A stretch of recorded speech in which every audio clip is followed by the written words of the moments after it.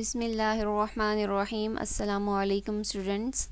Welcome to channel KOE9. Today we are going to discuss first year chemistry chapter number 1 lesson number 3. Chapter number first है आपका basic concept, जिसमें हम आज का lesson number 3 है। इसमें हम डिस्कस करेंगे mass spectrometry. Mass spectrometry actually है क्या, ये इसकी जो इंट्रोडक्शन और इंस्ट्रूमेंटेशन दो अलग अलग पार्ट्स में हम इसको डिस्कस करेंगे। आज हम इस वीडियो का फर्स्ट पार्ट डिस्कस कर रहे हैं, जिसमें हम मैस स्पेक्ट्रोमेट्री का कंप्लीट इंट्रोडक्शन पढ़ेंगे। नेक्स्ट इंस्ट्रूमेंटेशन एंड यूजेस हमारा सेकेंड पार्ट होगा इसी वीडियो का। जी, मैस स्पेक्ट्रोमेट्री एक्चुअली है क्या, मैस से हमें ज़ाहिर पता चल रहा है कि ये कहाँ किस चीज़ में इन्वॉल्व है, एटॉमिक मैसेस की डिटर्मिनेशन में। एटॉमिक मैसेस की डिटर्मिनेशन वो आपकी एलिमेंट्स की भी हो सकती है, कंपाउंड्स भी हो सकती है, कोई ऐसा कोई अननोन भी हो सकता है, कोई भी मिक्सचर जिसमें डिफरेंट कंपाउंड्स हों। तो मैस किसका रिलेटेड है, एटॉमिक मैस एलिमेंट्स का भी हो सकता है और कंपाउंड्स का भी हो सकता है। लेकिन एलिमेंट्स का मैस हमें क्या एविडेंस शो करता है कि इसमें कौन कौन से आइसोटॉप्स हैं। अगर हम एलिमेंट्स के बजाय कोई मिक्सचर ले रहे हैं, कोई कंपाउंड्स का मिक्सचर ले रहे हैं, तो उससे हमें पता चल जाता है कि उसमें कौन कौन से कंपाउंड्स हैं। तो एटॉमिक मैस ऑफ एलिमेंट्स क्या शो करता है कि आइसोटॉप्स एग्जिस्ट करते हैं। आइसोटॉप्स किस तरह से हमें पता चलता है, क्योंकि हमें पता है आइसोटॉप्स के जो मैसेज होते हैं वो डिफरेंट होते हैं। एटॉमिक नंबर सेम होते हैं लेकिन एटॉमिक मैसेज डिफरेंट होते हैं। जब एटॉमिक मैसेज डिफरेंट होते हैं तो इस टेक्निक की को यूज़ करते हुए हम उनको सेपरेट करवा सकते हैं, मीन्स हम उनको चेक कर सकते हैं एक एलिमेंट के कि कितने इसमें आइसोटॉप्स एग्जिस्ट करते हैं। अब आइसोटॉप्स हमें किस तरह से पता चल जाता है, उनके एटॉमिक मैसेज की को फाइंड आउट करने से। जब हम एटॉमिक मैसेज को फाइंड आउट कर लेते हैं तो फिर हमें एलिमेंट्स का पता चल जाता है कि उसके एक आइसोटॉप है, दो हैं या तीन है या इससे ज़्यादा है। उसके अलावा स्पेक्ट्रोमेट्री वर्ड से हमें क्या समझ आता है, स्पेक्ट्रम।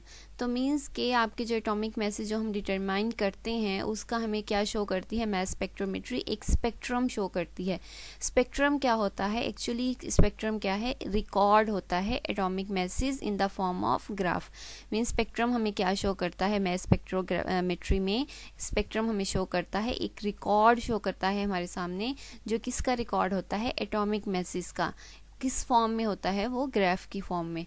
नेक्स्ट इसका प्रोसेस है, इस प्रोसेस में हम करते क्या, मीन स्पेक्ट्रोमेट्री में ऐसा हम क्या करते हैं जिससे हमें एटॉमिक मैसेज फाइंड आउट करने में हेल्प मिलती है। प्रोसेस इसका सिर्फ ये है कि इतना है कि कोई भी मिक्सचर है, कोई भी चीज़ है, आपने सबसे पहले उस चीज़ को गैसियस फॉर्म में लेके जाना है। चाहे वो सॉलिड है, लिक्विड है, जो भी है, उसको आपने पहले गैसियस फॉर्म में लेके जाना है। और फिर उस गैसियस मॉलिक्यूल्स हैं, अगर मॉलिक्यूलर फॉर्म में है तो उनको आपने लेके जाना है आयंस की फॉर्म में। अगर एलिमेंट्स हैं तो उनको आपने किस में लेके जाना है, आयंस की फॉर्म में।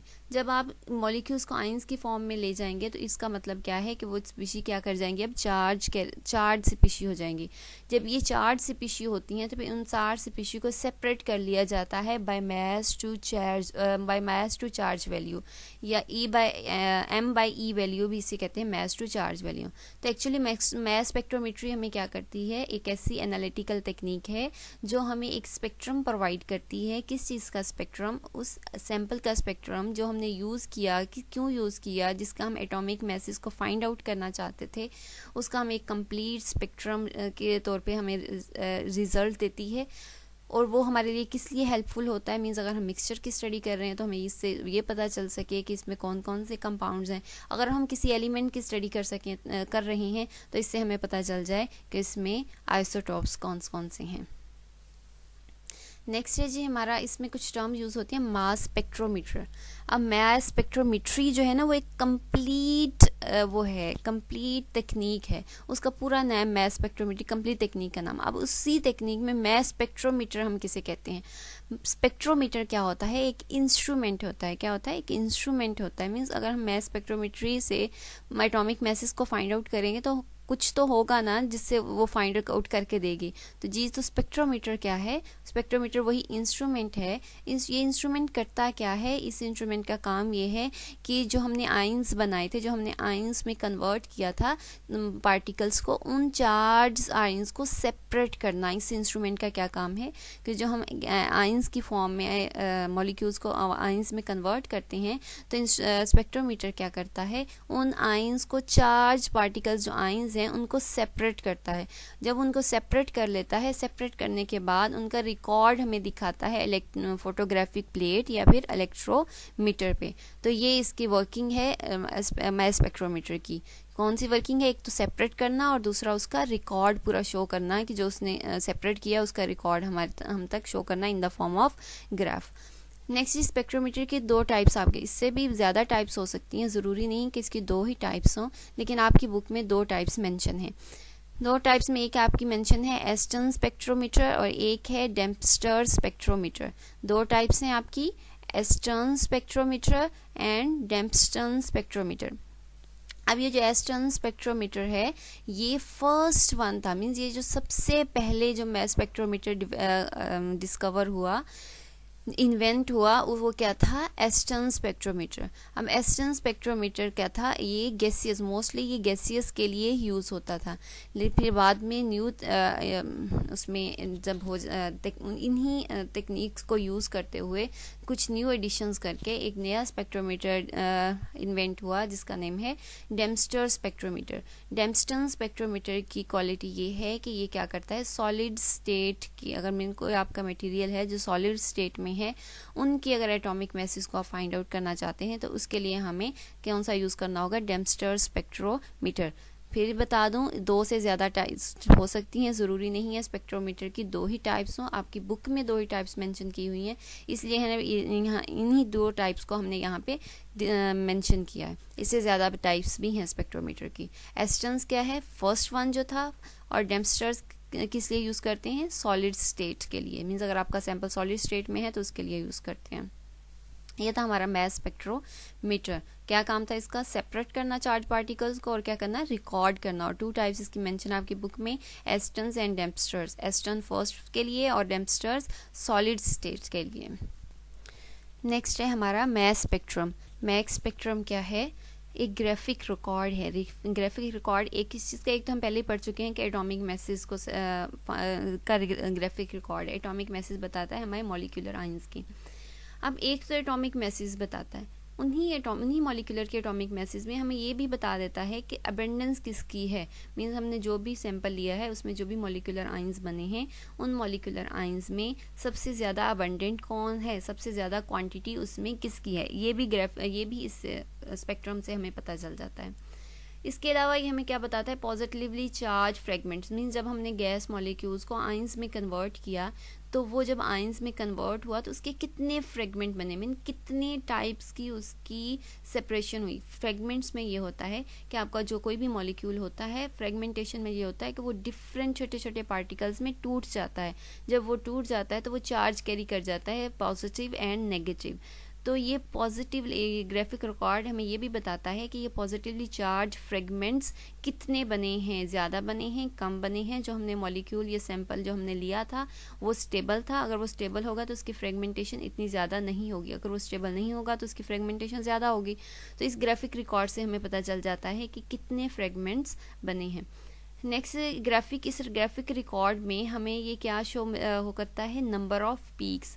अब अगर तो उस ग्राफिक का एक नंबर ऑफ पीक है, इसका मतलब है कि एक ही आइसोटोप है उस एलिमेंट का, मीन्स जो भी हमने एलिमेंट लिया है अगर उसकी एक ही पीक है तो उससे हमें ये पता चल जाता है कि इसका क्या है? एक ही आइसोटोप है। मोस्टली एक पीक जो शो होती है, कुछ ये एलिमेंट्स मेंशन है इनके लिए होती है। हेलोजेंस के दो मेंबर हैं, फ्लोरीन एंड आयोडीन, और बाकी ये कम्प्लीटली ए फैमिली ही है एक किस्म की। इसमें है एल्यूमिनियम, आर्सेनिक और गोल्ड। AU कहते हैं गोल्ड को, AS कहते हैं आर्सेनिक को, L कहते हैं एल्यूमिनियम। एल्यूमिनियम, आर्सेनिक, गोल्ड, तो ये सारे जो 5 एलिमेंट्स हैं इनकी एक ही पीक आती है मैक्स स्पेक्ट्रम में। इसका क्या मतलब है कि इनके नेचुरली सिर्फ एक ही आइसोटोप्स है, इससे ज़्यादा नहीं है। अगर इसी ग्राफिक रिकॉर्ड में नंबर ऑफ पीक्स ज़्यादा हों तो ये हमें नंबर ऑफ पीक्स ज़्यादा होने का मतलब क्या है कि जो इसके आइसोटोप्स हैं वो क्या हैं? ज़्यादा हैं उस एलिमेंट के। इस ग्राफिक रिकॉर्ड, ग्राफिक मतलब ग्राफ की फॉर्म में, जब ग्राफ की फॉर्म में होगा तो हमारे एक्स एक्सिस और वाई एक्सिस इन्वॉल्व होंगे। एक्स एक्सिस पे हमने लेनी है mass to charge ratio, means mass to charge ratio को हमने लेना है एक्स एक्सिस पे, और किसी एलिमेंट की कितनी अबंडेंस है, जिस मॉलिक्यूल की कितनी अबंडेंस है उसको हम क्या ले लेंगे वाई एक्सिस में, मींस कोई कितनी पीक। अब इस पीक की हाइट में यहाँ पे डिफरेंट पीक्स होंगी, तो इन पीक की हाइट्स जो होंगी वो हमें अबंडेंस बताएंगी। अगर स्मॉलर पीक्स हैं तो इसका मतलब है उनकी अबंडेंस बहुत कम है, मींस वो क्वांटिटी में क्या थे, कम थे। अगर किसी भी फ्रेगमेंट की पीक ज़्यादा आती है, हाई आती है, तो उसका मतलब है अबंडेंस ज़्यादा होती है। इस तरह से जब हम किसी भी मॉलिक्यूल को फ्रेगमेंट्स में कन्वर्ट करवाते हैं तो इस तरह हमें ये जो मास स्पेक्ट्रम है इस तरह का ग्राफिक रिकॉर्ड शो करता है। उस ग्राफिक रिकॉर्ड में क्या होता है, डिफरेंट, ये वाली इसी तरह से ग्राफ होता है, उस ग्राफ में होता है क्या है, डिफरेंट लाइंस होती हैं। उस लाइंस, वो लाइंस, ये जो लाइंस है ये हमें क्या बता रही हैं कि एक एलिमेंट की कोई भी अगर एलिमेंट या कंपाउंड जो भी हमने लिया है सैंपल, उनकी क्या हो गई है, इतनी फ्रेगमेंट्स बने हैं, मींस इतने छोटे छोटे पीसेस बने हैं उनके। हम इतने, ये वाली क्या शो कर रही हैं, फ्रेगमेंट्स ये कौन से फ्रेगमेंट जहाँ शो होते हैं, सिर्फ पॉजिटिवली चार्ज, मीन्स जो वो वाले आइंस जो पॉजिटिवली चार्ज होते हैं वही फ्रेगमेंट जहाँ पे शो होते हैं, नेगेटिव चार्ज वाले नहीं होते। उसके अलावा ये अबंडेंस किस तरह से पता चल जाती है हमें, कि जो सबसे हाईएस्ट पीक्स होती हैं उससे हमें पता चल जाता है कोई कितना अबंडेंस, क्योंकि अबंडेंस हम वाई एक्सिस पे ले रहे हैं ना, तो हमें पता चल जाता है कौन कितना हाई है, मींस क्वांटिटी में किसकी क्वांटिटी कितनी ज़्यादा है। और एटॉमिक मैसेज का किस तरह से पता चलता है, एटॉमिक मैसेज के लिए हम देखते हैं हम अपनी लास्ट वाली पीक्स, मीन्स एक मॉलिक्यूल की जितनी फ्रेगमेंटेशन हुई है उस फ्रेगमेंटेशन में जो लास्ट पे जो पीक आई है वो आपकी होती है एटॉमिक मैसेज की पीक, वो आपकी मॉलिक्यूलर आइंस की होती है पीक, मींस वो हमें बताती है कि एटॉमिक मास कितना है। और ये हम क्या ले रहे थे, मास टू चार्ज में, ये वाली यहाँ पे जो नंबरिंग होगी वो हमें क्या बता रही होगी, मैसेज, और यहाँ पे जो नंबरिंग होगी वो हमें बता रही होगी अबंडेंस। ये है मास स्पेक्ट्रोमेट्री में। नेक्स्ट हम डिस्कस कर लेते हैं बेसिक फंक्शंस क्या होते हैं, मींस मास स्पेक्ट्रोमेट्री में एक्चुअली हम करते क्या हैं। थोड़ा सा प्रोसेस हम पहले डिस्कस कर चुके हैं, इसको थोड़ा सा मज़ीद एलेबोरेट कर लेते हैं। फर्स्ट स्टेप इसमें हमारा ये होता है कि हमने जो भी सैंपल लिया है उसको वेपोराइज करवाना है। वेपोराइज करवाने का मतलब क्या है कि उस सैंपल को हमने वेपर स्टेट में लेके आना है। वेपर स्टेट मतलब गैसियस स्टेट में लेके आना है। जब हम उसको गैसियस स्टेट में ले आते हैं तो फिर उस गैसियस स्टेट में लाने के बाद, वेपोराइजेशन करवाने के बाद हमने प्रोड्यूस करवानी होती है आयोनाइजेशन। आयोनाइजेशन मतलब जो भी सैंपल गैसियस फॉर्म में आ गया उसके आपने प्रोड्यूस करवाने हैं आयंस, चाहे वो पॉजिटिव हो चाहे वो नेगेटिव आयंस में टूटी। हमने क्या करना है, उस सैंपल को तोड़ना है, उस सैंपल के फ्रेगमेंट्स बनाने हैं। जब उस फ्रेगमेंट्स में कन्वर्ट होता है वो पॉजिटिव और नेगेटिव चार्ज आयंस में कन्वर्ट हो जाता है। और ये प्रोसेस होता कैसे है कि जो गैसियस पार्टिकल्स होते हैं उनको बम्बार्ड करवाया जाता है high energy beam of electron से, मीन्स इलेक्ट्रॉन और आपस में ये वाले जो गैसियस स्टेट में हमारा सैंपल होता है उनको आपस में बम्बार्डमेंट करवाई जाती है। जब वो आपस में कोलिजन होती है उनकी, तो उस फॉर्म में कुछ क्या होते हैं, आयंस प्रोड्यूस होते हैं, पॉजिटिव या नेगेटिव। जब ये आयंस पर, पहला स्टेप हमारा क्या होता है, वेपोराइजेशन। सेकंड स्टेप होता है हमारा आयोनाइजेशन। जब आयोनाइजेशन हो गई तो फिर हम इन आयोनाइजेशन को हमने करवाना होता है एक्सेलरेट। एक्सेलरेट मीन्स मूव करवाना होता है। मूव करवाने के बाद तो ये आयंस क्या करते हैं, स्ट्रेट डायरेक्शन में मूव करते हैं। जैसे ये स्ट्रेट डायरेक्शन में मूव करवाते हैं इनको, तो फिर हमने इनको आयनाइजेशन के बाद इन आयंस को करवाना होता है सेपरेट। अब आयंस को सेपरेट किस बेस पे करवाना होता है, mass to charge ratio, means किसी भी एलिमेंट पे कितना उसका मास है, उसके ऊपर कितना चार्ज है, उस डिफरेंस की बेस पे हम उन मॉलिक्यूलर आयंस को क्या करवा लेते हैं, सेपरेट। उनको सेपरेट करवाने के बाद किसकी मदद से हम उनको सेपरेट करवाते हैं, हम इलेक्ट्रिक और मैग्नेटिक फील्ड यूज़ करते हैं उस मास स्पेक्ट्रोमीटर में। जब हम इलेक्ट्रिक और मैग्नेटिक फील्ड यूज़ करते हैं, इस दोनों को यूज़ करते हुए हम क्या करवा लेते हैं,